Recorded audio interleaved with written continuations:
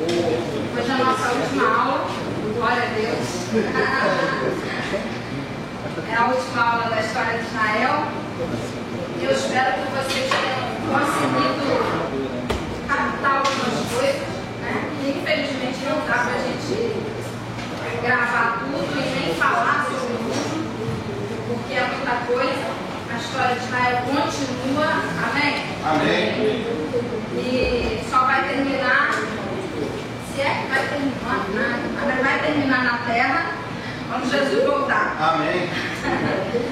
Mas continua no céu, porque a história não termina, graças a Deus por isso. E aí a gente hoje vai pincelar, né, um pouquinho da história, da continuação da história a partir da criação do novo Estado. Mas antes eu quero recapitular um pouquinho. Na semana passada a gente veio falando do Império Romano. A gente falou um pouquinho daquilo que aconteceu na época de Cristo, quando Herodes ainda era um dos tetrarcas, né, um dos governadores. E como Israel não aceitou o nosso Cristo, por isso nós estamos aqui hoje, né?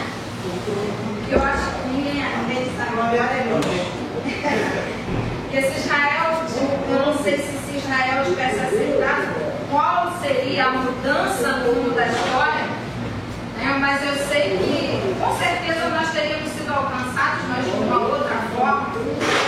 E Israel não aceitando, Deus nos deu a oportunidade, através de Paulo, de estar aqui. Mas, infelizmente, essa falta da aceitação de Israel do Messias trouxe toda a consequência mais uma vez na história, não é isso? A gente viu quantas consequências Israel sofreu. A gente viu desde Abraão como a desobediência do povo, como a desobediência de muitos líderes trouxe consequências e cativeiro para tanta gente. E aí a gente vê durante toda uma história, se eu não me engano, de 6.000 anos, a gente vê acho que 4 tipos de cativeiro. Fora do Egito antes, né? A gente vê o cativeiro assírio, a gente vê o cativeiro babilônico. Qual é o próximo? Alguém lembra? Depois da Babilônia veio quem, gente?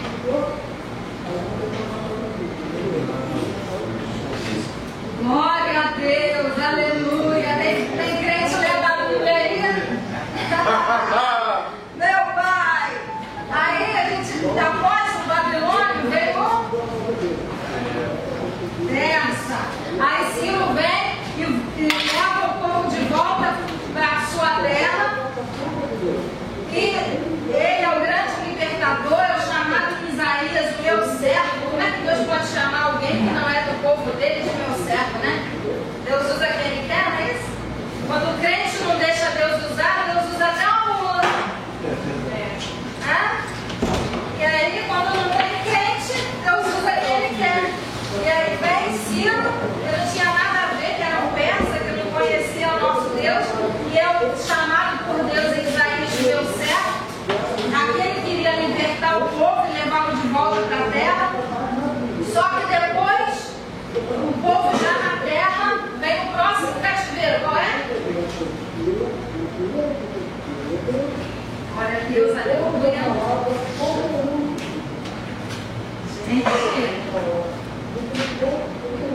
Cativeiro grego, não exatamente um cativeiro, mas um domínio da Grécia em cima de Israel, né? Na própria terra. Eles não levam cativo, eles deixam na própria terra. Depois do grego veio o romano. E aí no cativeiro romano acontece toda aquela destruição. E vem a segunda. Alguém respondeu, glória a Deus.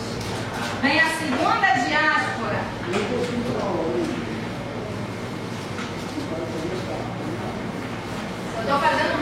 caminho, né?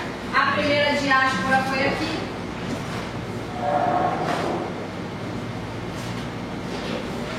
Aqui eles voltam. Aqui é a segunda diáspora. Em 70 depois de Cristo. Olha aqui o 7, quanto tem, né? Começou já? De significado dentro da Bíblia. 70 depois de Cristo vem a destruição de Jerusalém.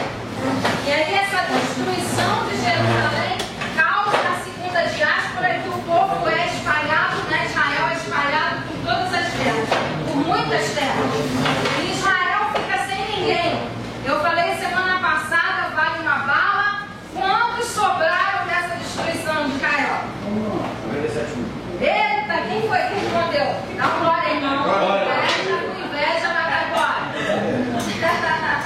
97 mil sobra dessa destruição. Cerca de 1 milhão de judeus são mortos nessa destruição.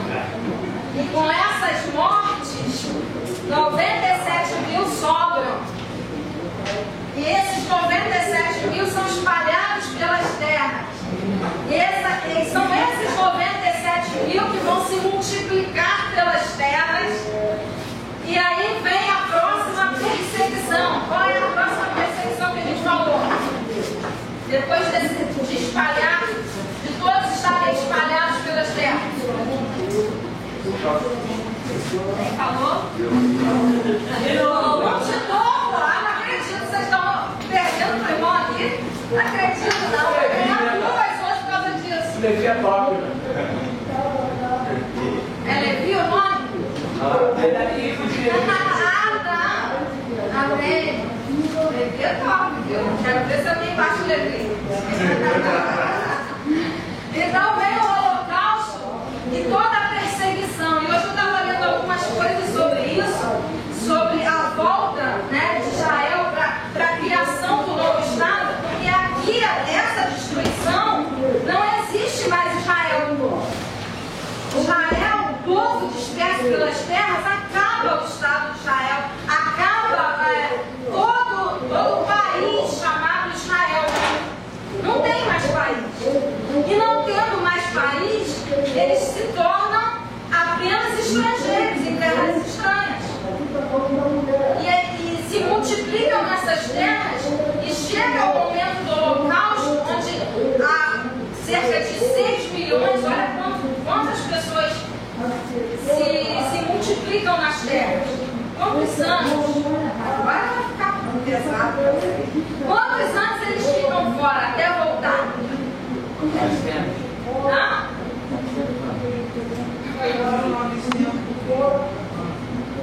Quase ano.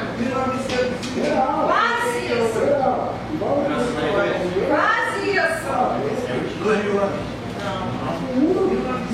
97. Hã? 97. 1800, você lembra, né? Então vai acabar. 1878 anos, quase 2.000 anos, gente, fora da sua terra. Quase 2.000 anos, 1878 anos fora da sua terra. Sem ter uma terra. Perseguidos, maltratados, mortos, sem ter sua própria terra. Porque, como eu falei, né, a terra para Israel era algo muito importante. Representava a presença de Deus. A nação, a terra, o templo, representava a presença de Deus. E fora disso, é como se a presença de Deus tivesse se retirado da vida deles. E eles, quando eu estava olhando essa situação da volta, como eu falei, né, da volta do povo para Israel, o que desencadeou nas nações o desejo de tornar a voltar os judeus para sua terra foi o Holocausto. O Holocausto foi tão cruel que as pessoas, as nações que olharam de fora, disseram assim: caramba, tem que voltar esse povo para a terra deles. Tem que voltar, porque eles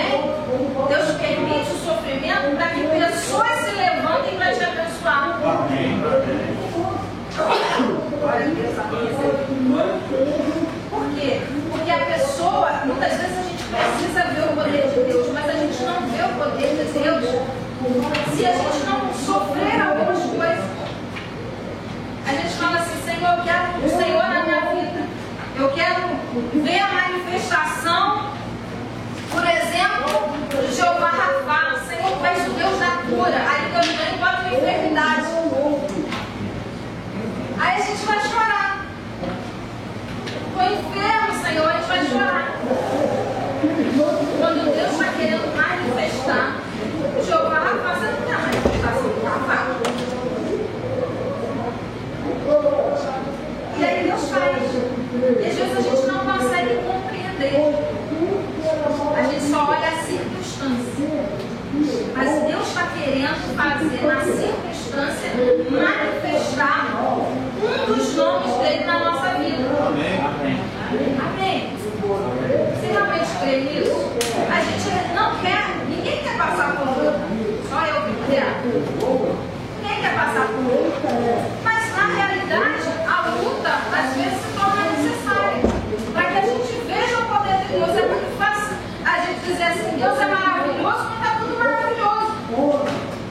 Mas ver realmente a nossa fé crescer no momento difícil. Pede paciência, isso aí, mano. Pede paciência. Deus fala: vem para poder tirar a paciência da gente. Aí, Deus fala: você não pediu paciência? Eu tirei, né? Tem que ter alguém para poder irritar, para poder treinar a paciência, exercitar a paciência. É dessa forma que Deus age. É do jeito que você quer? Não é do jeito que eu quero. Mas são formas de Deus agir. Só quem viveu lá dentro do local, como a gente viu no filme semana passada, é que pode entender, que pode compreender o quanto Deus estava presente lá. Não é assim no momento difícil? Teve um momento da minha vida, eu falo muito dos nomes de Deus, porque eu vivi muito isso. Momentos que Deus falava assim para mim: ó, esse ano eu quero que você. Eu tinha experiências com Deus, e Deus falava assim: esse ano, tal mês, vai ser tal nome. Ele está de prova de muitas coisas, mas daí no final. E ele está de prova de muitas coisas. Deus me dava os nomes. No momento em que eu perdi, eu tive uma gravidez tubária e eu perdi meu filho. Na gravidez tubária, perdi uma parte do óbito, que eu esqueci o nome, da trompa. Obrigada. Era justamente Jeová Rafá que Deus tinha falado que seria naquele mês. Seria o mês de fevereiro. E eu subi, eu me lembro como se fosse hoje, na maca, pelo elevador, falando com ele. Ora, Jeová Rafá. Eu estava com sangue espalhado já por toda a minha barriga, já não tinha. E o médico falou assim: vou operar rápido, não. E eu falei: ora, Jeová Rafá. Eu fui orando Jeová Rafá. Senhor, tu és Jeová Rafá. E se eu estou aqui hoje, a minha experiência de Jeová Rafá aconteceu na minha vida. Então, a gente não quer experiência, na realidade, passar pela dificuldade. A gente quer: Senhor, eu quero a tua presença. Senhor, eu quero a tua manifestação. Mas é assim que Deus se manifesta. Como entender um holocausto? Mas Deus se manifesta dentro do holocausto. Deus se manifesta. Porque o pecado também ajudou a essa manifestação. Porque a falta de aceitar o Messias é que aconteceu que, né, se não ficasse pedra sobre pedra. Foi a profecia de Cristo. Né? Não ficará aqui pedra sobre pedra. Por quê? Porque não fizeram o Messias enviado. E aí acontecem todas essas coisas. E depois disso tudo, em 1948, nasce um novo Estado de Israel. E nascendo o novo Estado de Israel, nasce com ele toda uma nova guerra. Nasce com Israel um novo momento de batalhas e de guerra que não terminaram até hoje. Quando em 1948 o Estado de Israel é colocado de volta, não com uma dimensão orgulho bem menor, né, que está aí na apostila. Mergulho assina o tratado dizendo que agora Tel Aviv, que a gente ouve falar na televisão das guerras em Tel Aviv é o novo Estado de Israel. E o que acontece com as pessoas que já moravam lá? Quem era que morava lá? Os palestinos, os árabes, os muçulmanos. Moravam no lugar que agora se torna o Estado de Israel. E como tirar pessoas que estão morando lá já há tanto tempo, 1878 anos depois?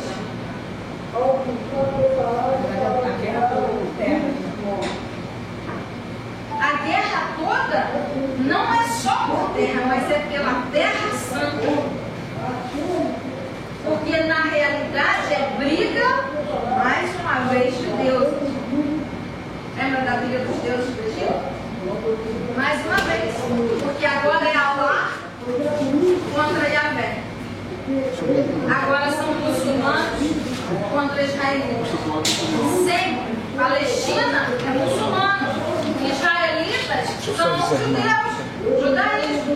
E agora a briga religiosa. Por isso que a gente fala tanto em Guerra Santa. Por isso a Guerra Santa não é uma briga só de terra, é uma briga santa. É uma briga para dizer assim, não, Deus é Deus de Israel. Volta lá em Israel, gente. Volta lá em Abraão. Olha o pecado de Abraão, como foi e como é a consequência até hoje. Por isso, cuidado quando você peca. Daqui a 1878 anos, o seu descendente está sofrendo. Abraão teve Ismael como Agar.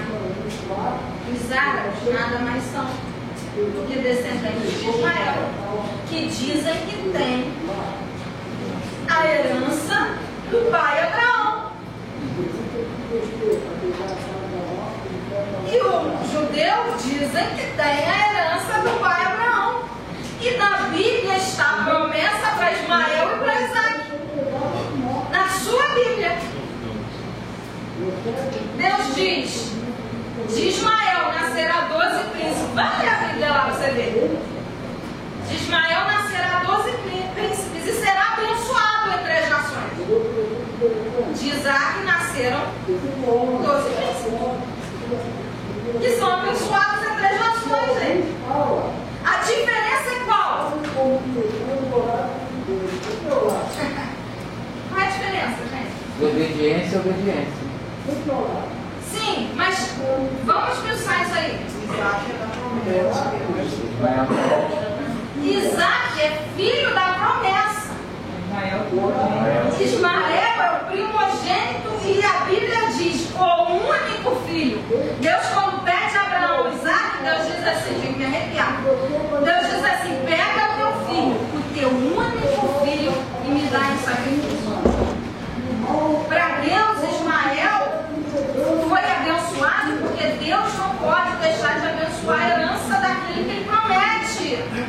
Então, muitas vezes você tem teu filho, não, Jesus não tem, mas alguém tem teu filho bastardo, Deus vai deixar de abençoar?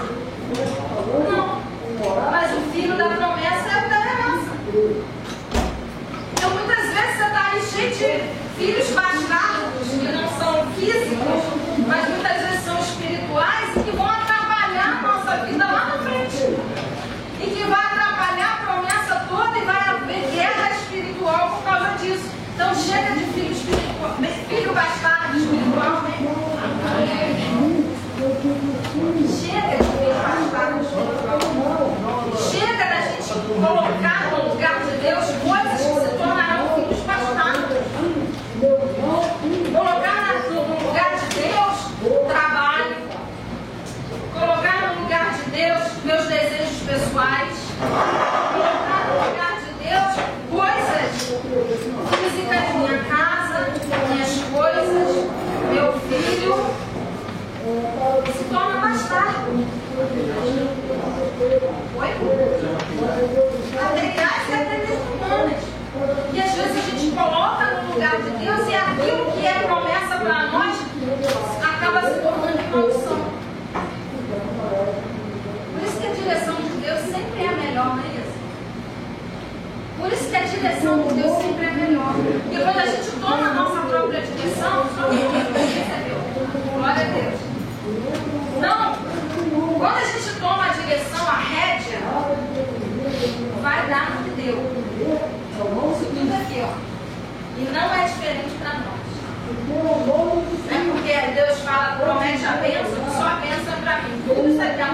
também. Deuteronômio 28. Então, Deus promete bênção? Promete, mas também promete maldição se aquele não cumprir o propósito dele. Então, tem algum líder por aí? Tem algum líder aí? Não? Já chegou hoje? Não? Já veio? Ou ficou em casa algum líder?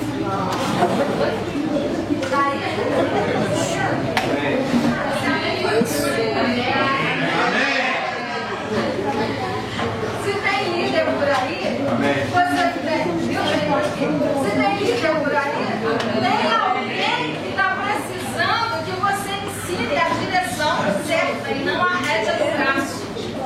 Maldito homem que confia no homem, não é no homem. Maldito homem que confia no homem, que faz dele seu braço. Que confia em si mesmo, que faz a sua própria vontade. Então, bendito é o homem que confia no Senhor, né? Porque ele vai jorrar, vai fluir nos rios do Senhor. Então a gente precisa, Israel precisa entender isso. Israel precisa entender que Deus é o único Deus e Deus está dando chances para Israel. Que Israel é amado do Senhor. E Ele está dando chances para Israel. Então, quando chega essa hora, para a minha cabeça. Então, eles voltam para Israel, pegam um pedacinho de terra e no dia seguinte começa a guerra. A história diz, no dia seguinte, 14 de maio eles voltam, dia 15 de maio começa uma guerra por terra, pelas terras. Levanta, se não me engano, Síria, Egito, isso não está na apostila de vocês, isso é fora da apostila. Levanta contra eles, Israel ganha e conquista mais terras. Deus permite Israel ganhar e eles conquistam mais terras. As nações árabes, eles conquistam algumas terras a mais. Por isso que hoje eles estão em Jerusalém, parte oriental, porque eles conquistaram no meio dessas guerras. E em 1967, a Guerra dos 6 Dias. Eu preciso passar um vídeo para vocês, porque nessa Guerra dos 6 Dias é muito importante. Deixa eu achar ele aqui.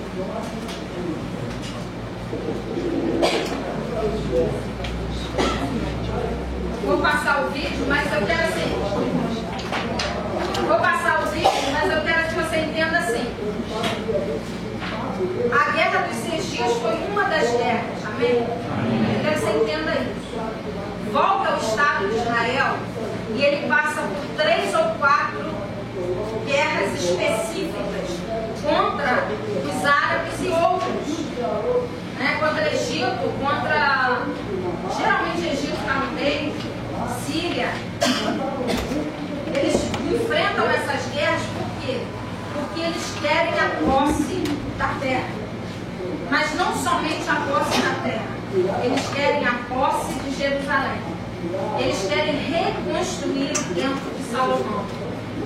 E os muçulmanos não querem deixar.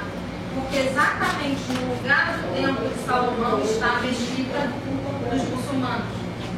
Daquelas fotos que a gente costuma ver, daquela coisa de ouro, né, que é a mesquita dos muçulmanos, é exatamente o lugar do templo de Jerusalém.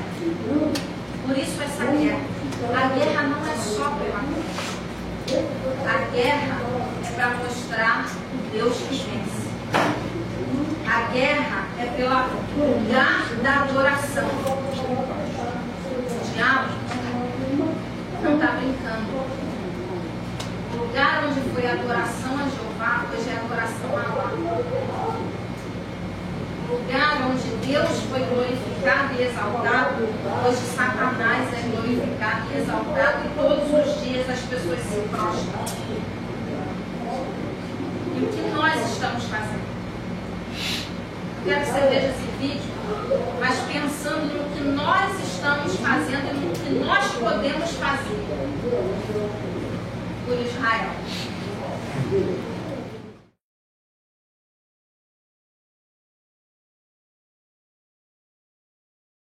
A vitória de Israel na Guerra dos 6 Dias foi uma genialidade militar ou poderia ter sido um milagre profetizado nos segredos milenares da Bíblia.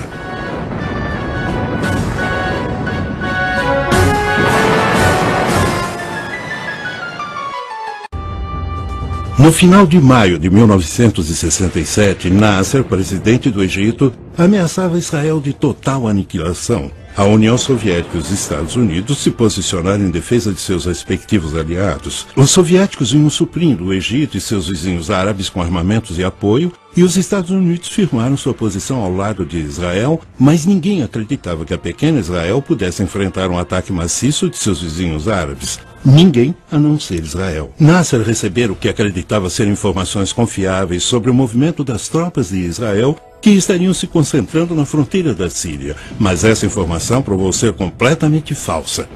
Talvez o aspecto menos conhecido dessa teoria da conspiração seja o envolvimento da União Soviética.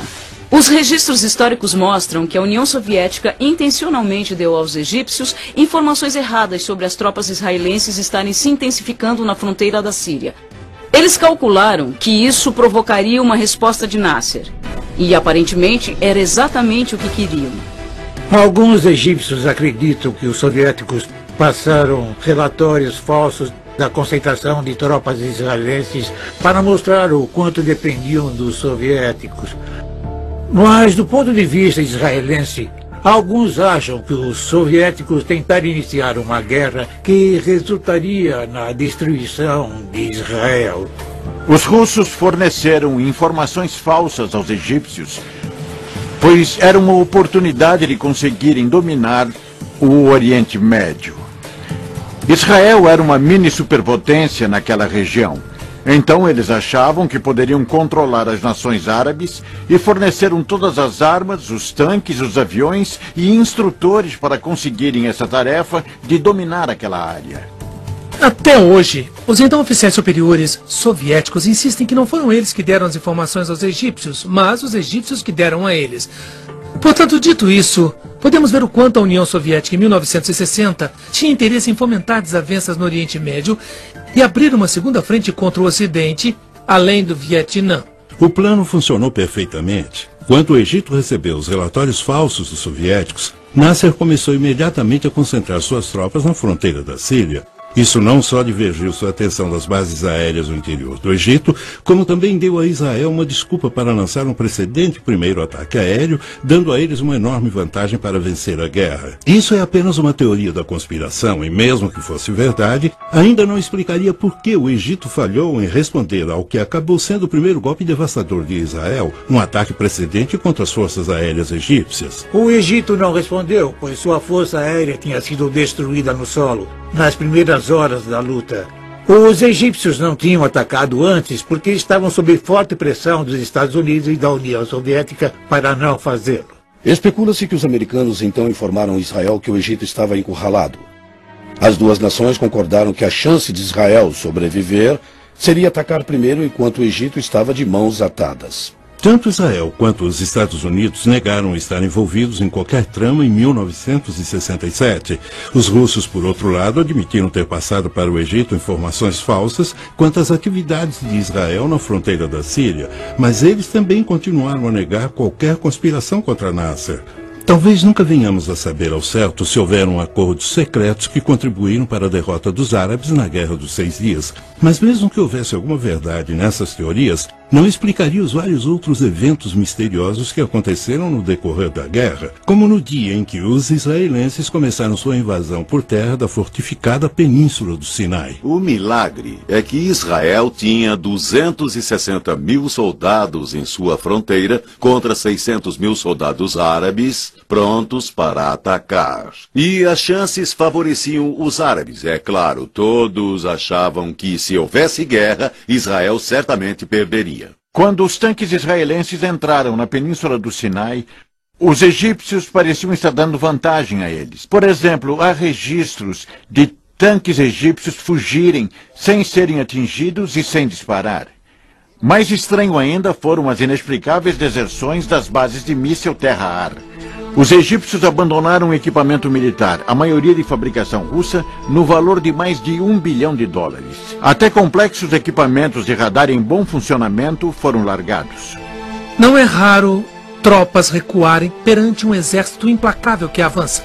O incomum é quando milhares de soldados deixam para trás enormes quantidades de material bélico valendo milhões de dólares e sem tentar desabilitar esse material.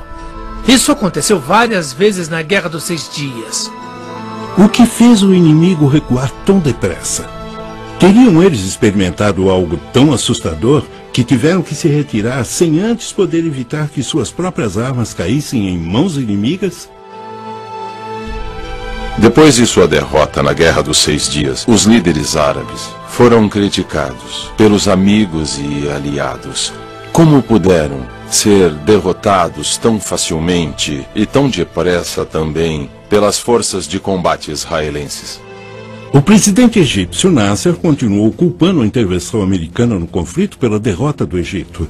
Então é possível que os Estados Unidos tenham fornecido armas secretas a Israel e mantido isso em segredo por todos esses anos? Certamente não é raro uma arma de destruição em massa mudar o rumo da guerra, e todos sabemos que a bomba atômica é um bom exemplo. Durante a Segunda Guerra Mundial, os japoneses tinham prometido lutar até a morte. Mas quando os Estados Unidos lançaram seu poderio nuclear em Hiroshima e Nagasaki, os japoneses não tiveram outra escolha senão se render. Quando os Estados Unidos lançaram a bomba atômica, não era mais segredo. Isso provou que eles não só a possuíam, mas estavam prontos para usá-la. Que tipo de arma secreta Israel poderia ter lançado em total silêncio nos árabes, sem que eles suspeitassem? Se isso fosse possível, não teria sido a primeira vez na história dessa nação preparada para o combate.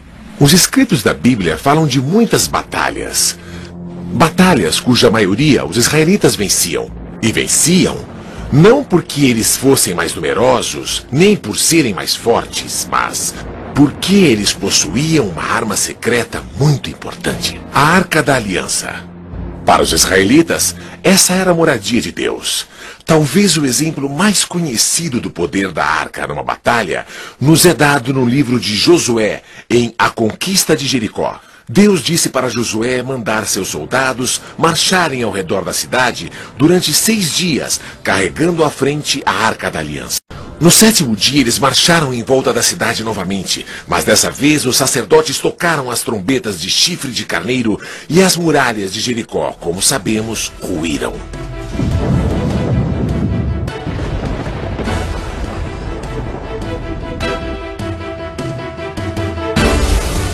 A Arca da Aliança foi perdida há milhares de anos, então não tem como ela ter tomado parte na vitória. Mas eu acho que havia uma arma secreta, provavelmente fornecida pelos Estados Unidos. Os americanos devem ter passado informação da inteligência aos israelenses, mas negam terem feito alguma coisa além disso. As alegações sobre arma secreta eram totalmente infundadas. Embora os árabes dissessem que Israel tinha armas secretas que acabaram por decidir a guerra, eles não tinham armas nucleares atômicas secretas de larga escala. No entanto, utilizou armas inovadoras antissecretas em seus ataques. Na Batalha de Jerusalém, por exemplo, os bunkers israelenses que estavam de frente para os jordanianos tinham mísseis superfície secretos. E assim que os jordanianos começaram a bombardear o oeste de Jerusalém israelense, esses mísseis conseguiram arrasar, em questão de minutos, os bunkers jordanianos. Se as teorias da conspiração não podem explicar a surpreendente vitória de Israel na Guerra dos 6 Dias e não havia nenhuma arma secreta, devemos procurar outra opção. Talvez tenha havido uma intervenção de outro tipo que levou o general Mordecai Rode a dar a seguinte explicação. Ele disse: quando nossa nação é encurralada, ela se ergue e revida em dobro. Esse espírito é a arma secreta do povo de Israel. A força e a coragem do povo israelita certamente tiveram muito a ver com a sua vitória milagrosa. Mas teria havido outra força atuando no conflito? Uma força sobrenatural? Seria possível que os grandes profetas do passado de Israel estavam para receber o que lhes é devido? E quem confirmaria essa intervenção milagrosa? Os israelitas ou os árabes? Por milhares de anos, o povo israelita foi espalhado pelas nações frequentemente mais hostis do mundo. No entanto, uma esperança e uma herança em comum o mantiveram unido, apesar da fé e a coragem do povo judeu terem sido testadas ao limite extremo e além. O ano que vem, em Jerusalém. Foi o laço comum que uniu geração após geração a duradoura esperança de retornarem à sua terra natal. Talvez por causa disso, o espírito coletivo e resoluto dos israelitas se endureceu como aço, tornando-os um dos guerreiros mais destemidos da terra. Isso explicaria como eles superaram os terríveis desafios para vencerem a Guerra dos 6 Dias? Talvez. Mas também pode ter havido outra explicação. Estou convencido de que houve intervenção divina na Guerra dos 6 Dias. Comparando os dois exércitos, o seu tamanho, o número de soldados e comparando também o impressionante maquinário, você vê que era impossível isso ter acontecido sem uma ajuda externa. Israel era uma nação contra um mar de estados árabes. Parecia que iríamos perder e deixar de ser uma nação entre nações. Quando vencemos, especialmente quando liberamos a cidade sagrada de Jerusalém, não tínhamos a menor dúvida que essa era mesmo uma guerra, uma vitória projetada por Deus. Vários acontecimentos da Guerra dos 6 Dias são muito difíceis de explicar. Parecem pertencer mais a um âmbito sobrenatural do que natural. Sempre pareciam estar atuando a favor de Israel. Um cabo feminina estava num jipe com o comandante do regimento de uma unidade de blindados quando viu imediatamente surgir um fogo imenso em seu caminho. O comandante não conseguia ver nada, e a moça, pensando que os óculos dele estivessem cobertos de areia, gritou para que ele desviasse para o lado. Ele se convenceu do perigo, pois conhecia a moça o bastante para confiar em seu julgamento, embora não visse nada no caminho. Mesmo assim, desviou para uma outra passagem que surgiu entre as dunas. A coluna de veículos atrás deles o seguiu. Apenas um jipe continuou no caminho original. De repente, houve uma terrível explosão e fogo. O jipe que continuou no caminho tinha entrado num campo minado dos egípcios. Esse seria apenas um exemplo fortuito das areias do deserto pregando peças na visão de alguém? Ou o cabo de fato teve uma visão que a avisou do perigo à frente? O mais importante é porque essa guerra estava repleta de tantos exemplos e acontecimentos inexplicáveis que agiram em favor de Israel. O real milagre da Guerra dos 6 Dias foi que entre 31 de maio e 5 de junho de 1967, as condições favoráveis que quase garantiram uma vitória árabe derreteram como gelo sob o sol do meio-dia. E Israel subitamente emergiu vitoriosa, para a surpresa de todos. Acho que o poderio ocidental e todo mundo ficou totalmente chocado com a vitória após ter examinado o mecanismo da vitória de Israel. Descobriram que houve vários milagres.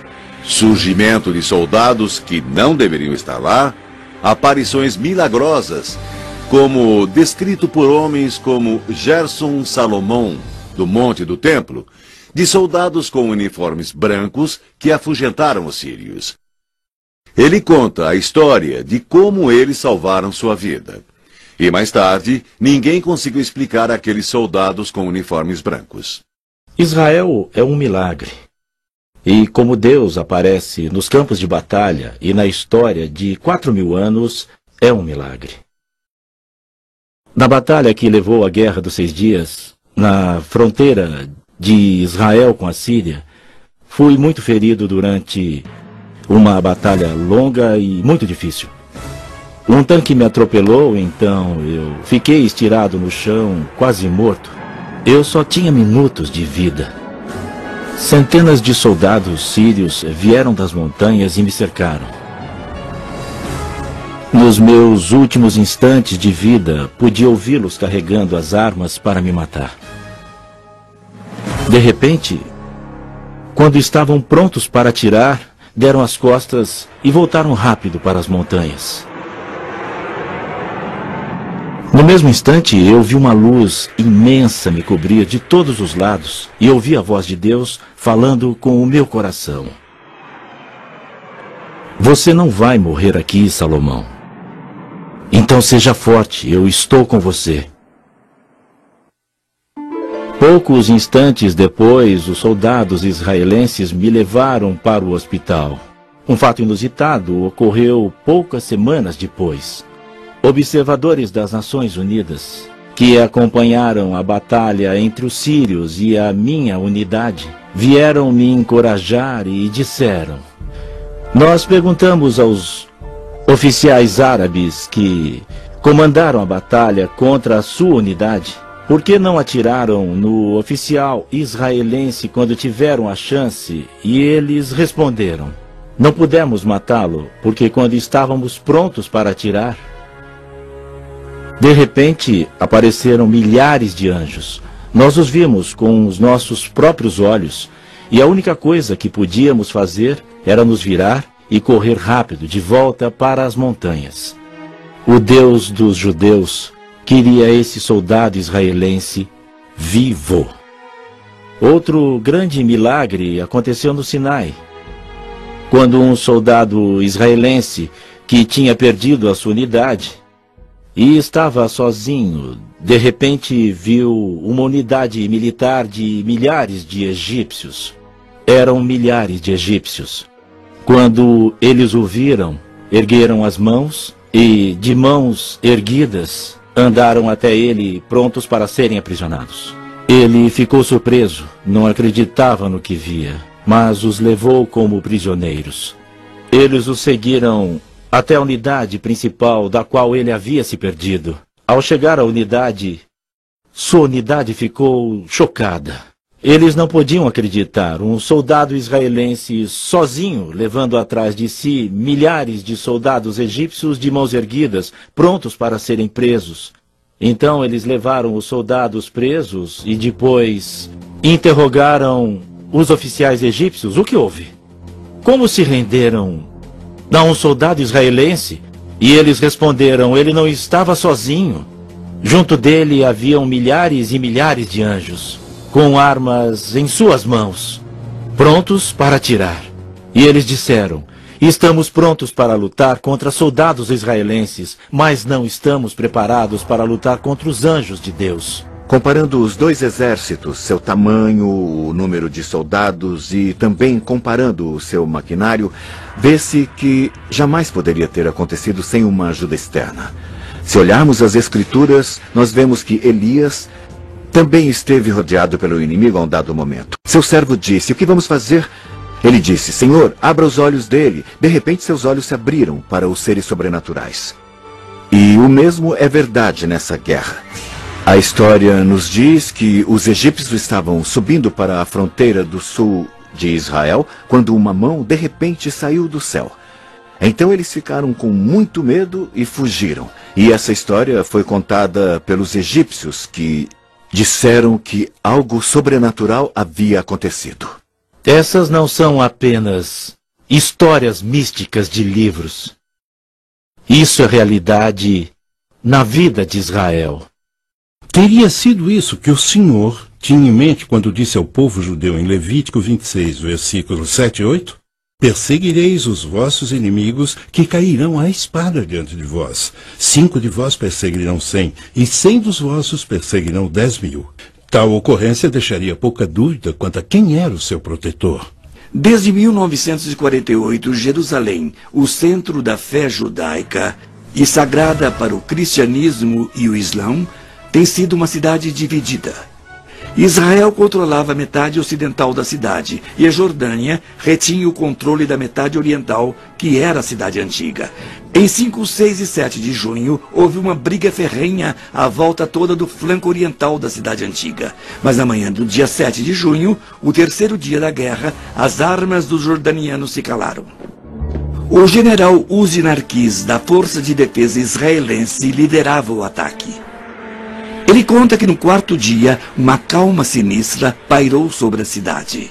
No início, ele chegou a pensar que fosse uma armadilha, mas os batedores confirmaram que a cidade estava vazia. Os jordanianos tinham saído na noite anterior, deixando todo o equipamento, e os israelenses, sem sequer atirar, entraram na cidade.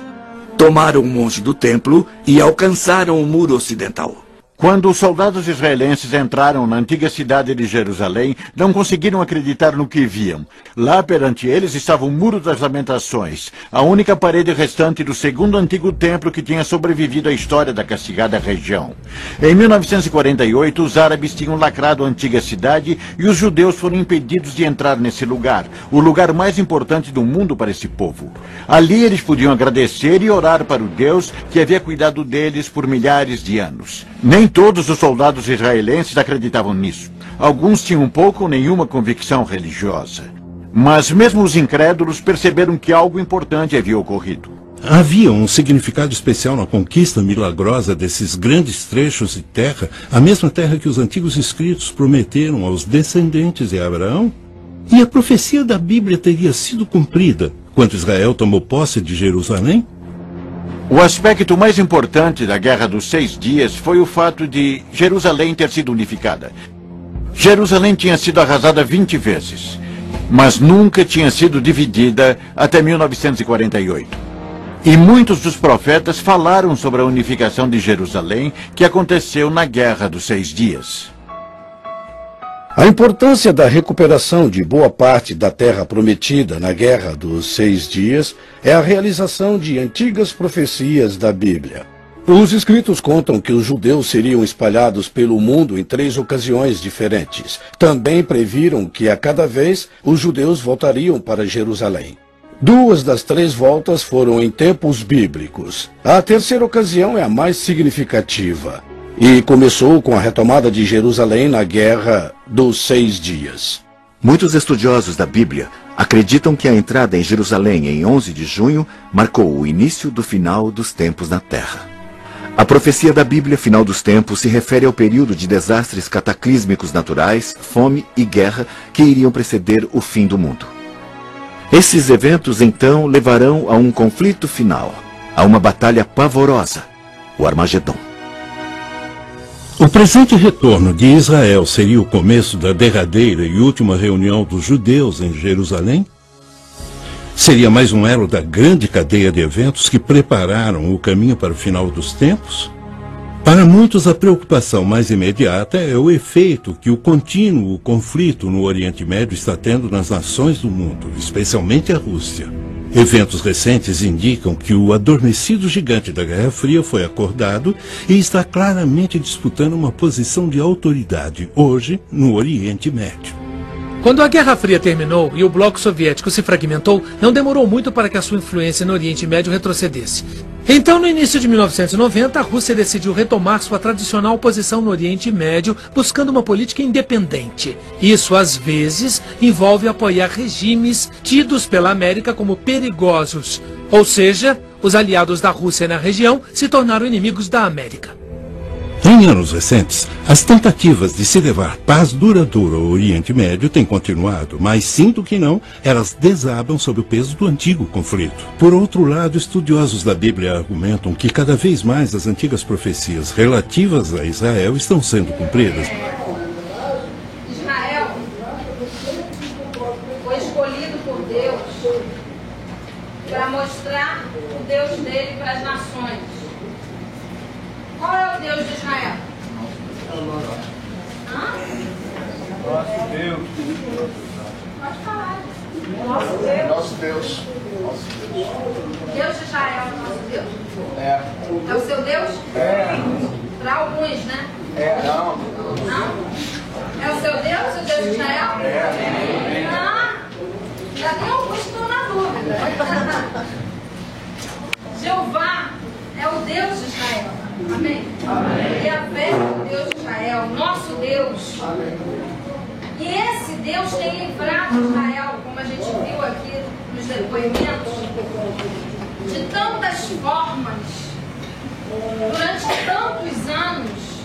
Ele tem livrado Israel porque ele tem um propósito, ele tem um carinho por Israel, ele tem um desejo de que Israel seja realmente o povo. Não seja porque é, mas se receba, né? Receba a si mesmo como o povo de Deus verdadeiro. E Deus tem mostrado a sua fidelidade com Israel.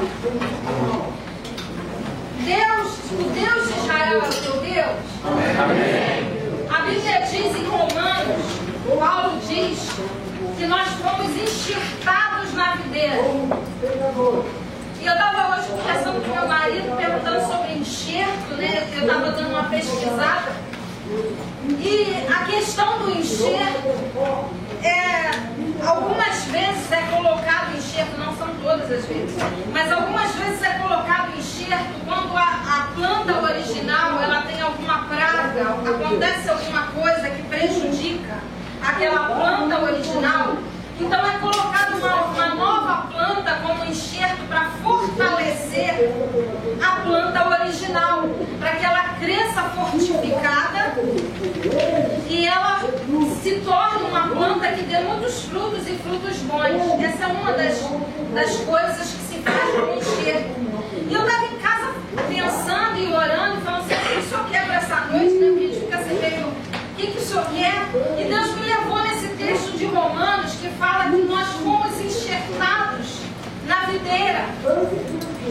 Cristo é a videira, Paulo diz. Nós fomos enxertados nela e os judeus são os ramos. Paulo diz que alguns ramos foram cortados, mas nós, por causa desse corte dos ramos, nós que éramos figueira brava, fomos enxertados na videira assim mesmo. Olha a diferença daquilo que eu disse no começo. Eu disse que uma planta é enxertada na outra para que fortaleça a primeira, que está com uma praga. Paulo fala o contrário. Nós é que somos a praga, figueira brava é praga, que fomos enxertados na videira no lugar do original forte. Nós que éramos ruins, fomos colocados junto da videira. E ele diz assim, então, nós que éramos ruins, não podemos dizer que somos os tais, porque assim como ele arrancou a verdadeira, o ramo verdadeiro, ele pode reenxertá-lo e tirar nós. Nós tivemos o privilégio, eu sou ruim, você é? É só eu, irmão. Tem muito santo aqui, gente. Bota a mão na minha cabeça. Bota a mão aí, levanta a mão, estende e profetiza pra mim. Nós éramos, vou dar um exemplo, eu gosto de falar de café. Vamos supor que ela fosse aqui, né? Nós somos isso aqui. E nós fomos colocados no lugar da melhor. O povo escolhido. Porque o povo escolhido rejeitou. Mas se nós rejeitamos ao nosso Deus, nós somos arrancados. Nós tivemos o privilégio de sermos colocados apesar de nós. Mas ele também não tem dor nenhum de nos arrancar se não quiser. Porque ele só quer aqueles que os querem. Eu quero dizer nessa noite, essa é uma bandeira original de Israel, ela vem de lá. Eu já profetizei que eu botei uma dessas. Isso aqui é da intercessão. Quando teve um pregador aqui, um pastor que veio pregar aqui, não sei se foi esse ano, no final do ano passado, ele pediu e ele enviou para o pastor Luiz essa bandeira. Eu pedi para trazer hoje, que hoje é a última aula nossa. Deus tem se mostrado fiel conosco. A ponto de mandar anjos para pelejarem em 1967. Não é antes de Cristo. É agora, pertinho de nós. O que esse Deus não pode fazer com você?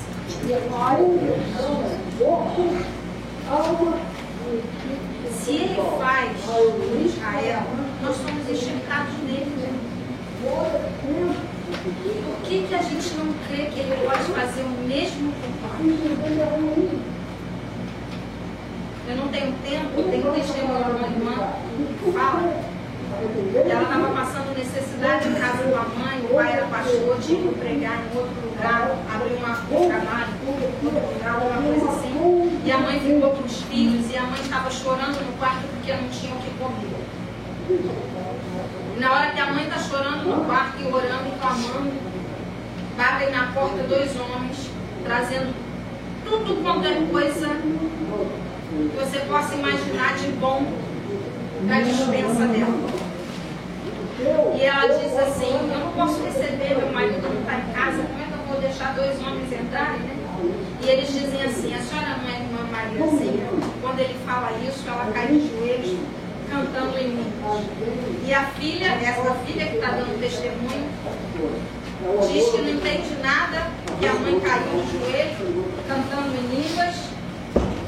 E os homens entram com as compras e colocam todas as compras, estão indo embora, e quando eles estão indo embora, está chovendo muito, a menininha corre atrás, essa mulher corre atrás, e fala assim: quando meu pai chegar, vira para eles, né? Vocês podem voltar de novo? Uma criança falando. Quando meu pai chegar, a gente vai lá agradecer o seu pai por aquilo que vocês fizeram. E eles riem, balançam a cabeça e dizem sim. E a olho nu eles somem na presença dela. Quando ela chega em casa contando para a mãe dizia: eu sabia que eram anjos quando disseram não. Eu não estou aqui exaltando aos anjos, mas eu estou aqui dizendo que Deus Todo-Poderoso pode fazer o mesmo. Amém. Você foi enxertado na vida. Amém. O Deus de Israel é o teu Deus. Amém. E Ele pode fazer o mesmo. Amém. O problema é que a gente não crê. Na nossa batalha do dia a dia, a gente precisa entender que essa batalha, como eu disse no início da aula, só é para mostrar o Deus que você serve, que eu sirvo. É só para mostrar que o Deus que fez lá atrás com Abraão, que fez com Israel em 1967, é o mesmo Deus que hoje. Aleluia. E as pessoas estão esperando para ver isso em nós. As pessoas estão esperando para ver o poder de Deus na nossa vida. Porque Deus está esperando isso. Quando nós nos levantarmos como igreja para mostrar o Deus que nós servimos, alguma coisa vai acontecer nessa terra. E eu quero profetizar sobre a tua vida que você, a partir de hoje, não vai ser mais como você. E eu não serei mais como eu sou.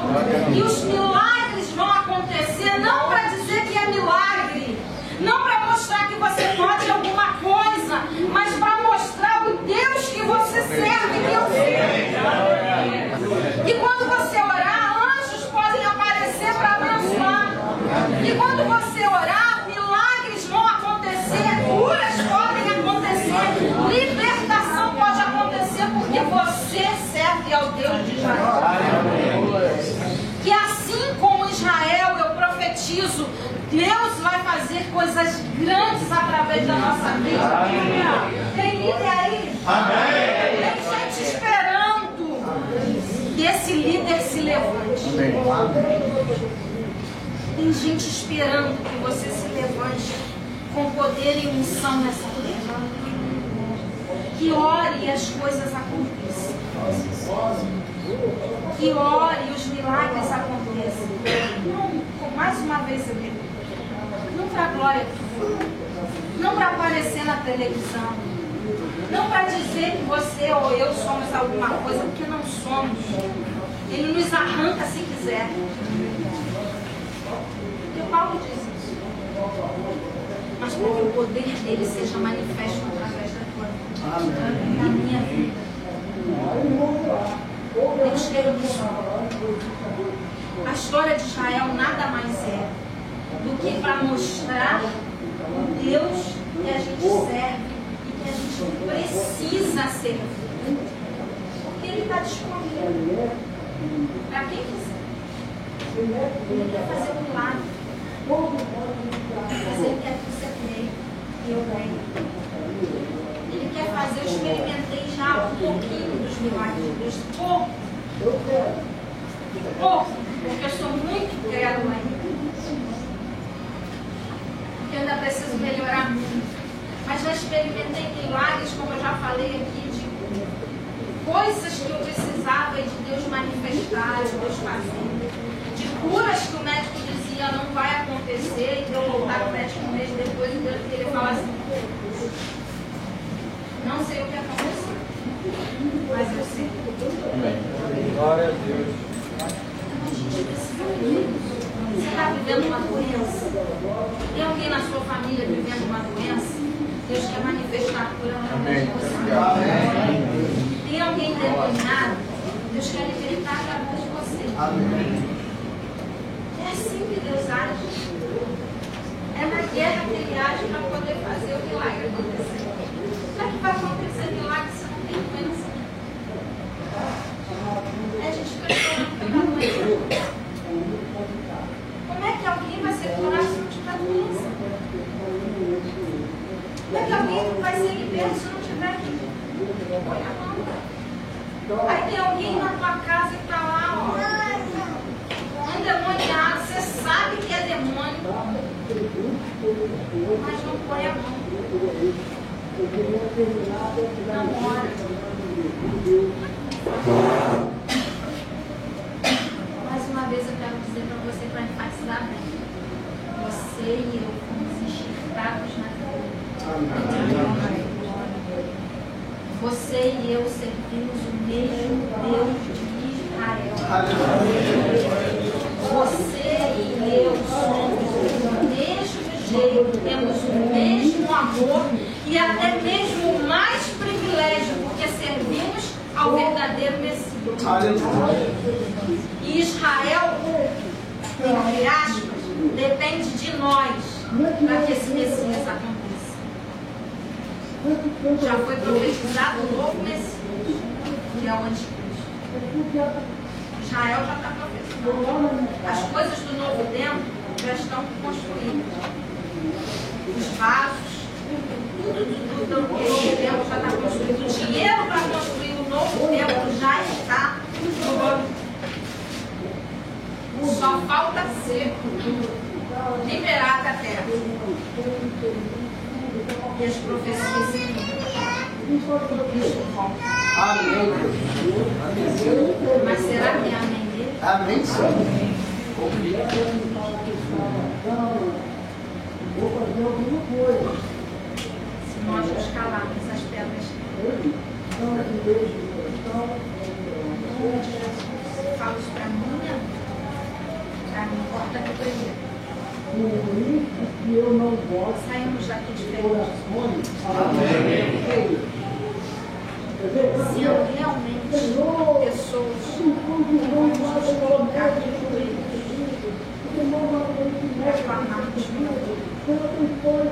reclamarmos pelos que precisam, vai fazermos alguma coisa acontecer. Não passe de nós o seu Espírito. Que não seja preciso que se levante outra geração que vai. Venha sobre nós. Realize o teu coração. Diga para o Senhor que não passe. Essa geração usa-me como queres. Em nome de Jesus. Eu quero que você oferte hoje